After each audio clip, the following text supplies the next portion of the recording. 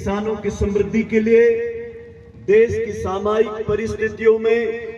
अलगाववाद, आतंकवाद, नक्सलवाद, जाति लिंगवाद को मिटाने के लिए,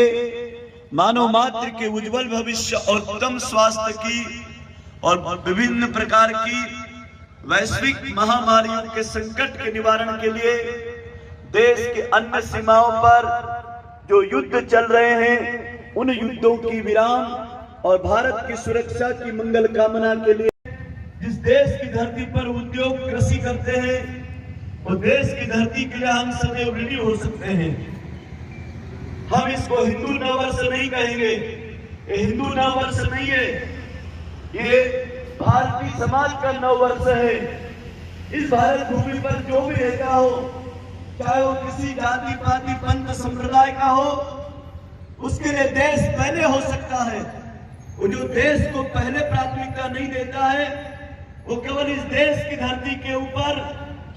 शरणार्थियों की तरह अपने जीवन का केवल उदर पूर्ति की तरह रहता है। इसलिए केवल हिंदुओं का नववर्ष नहीं है, ये भारतीय वासियों का नववर्ष है। भारत में जो भी वास करता हो, चाहे वो देश की विदेश की किसी भी सीमा से आया हो,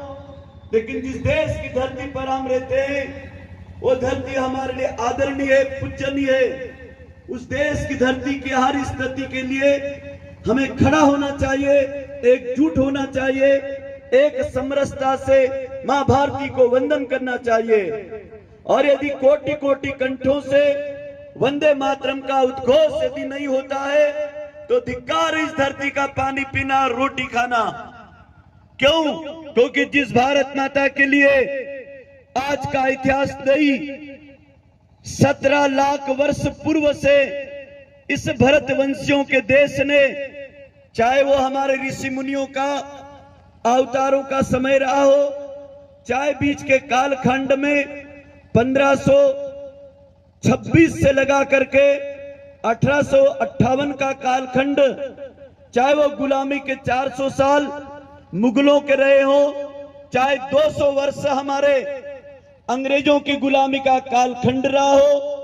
चाहे 535 रियासतों के राजा रजवाड़ों की राजधानियां रही हो, लेकिन सौभाग्य मेरे देश के उन जवानों का, उन संतों सुधारकों शहीदों का, जिनके अखंड प्रचंड पुरुषार्थ ने आखिर सारी विषम परिस्थितियों को तोड़ करके एक राष्ट्र, एक भाषा,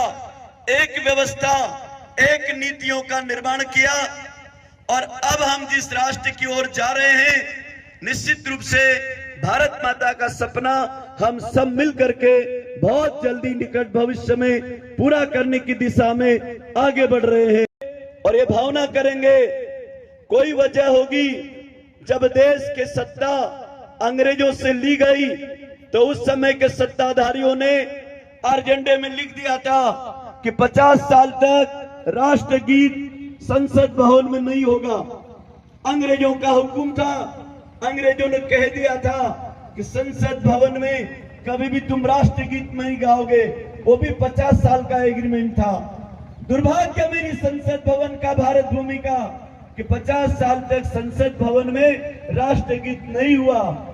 आज सौभाग्य से 50 साल बाद जब पहली बार राष्ट्रगीत हुआ, उस समय के प्रधानमंत्री गुरजाल जी को धन्यवाद देंगे कि उन्होंने उसी एजेंडे को खोला और कहा विदेश नीतियों को और विदेशियों के कानून को यदि आज भी जिंदा है तो हम स्वतंत्र भारत में भी आज भी गुलाम है। भाइयों बहनों, स्वतंत्रता यदि हम कहते हैं कि 1947 15 अगस्त को मिल गई, लेकिन वो स्वतंत्रता कागज पे मिली थी, लेकिन असली आजादी, सांस्कृतिक आजादी, असली आजादी, भौगोलिक आजादी के साथ साथ संस्कारों की, संस्कृति की, प्रकृति की, मानव मूल्यों की, सनातन संस्कृति की रक्षा की आजादी, जिसको इसी राष्ट्रगीत में उस राष्ट्र के रक्षकों ने गाया था, जिसे आज हम भारत माता के श्री चरणों में संतों, सुधारकों, शहीदों, राष्ट्रभक्तों को याद करते हुए भारत माता की, भारत माता के।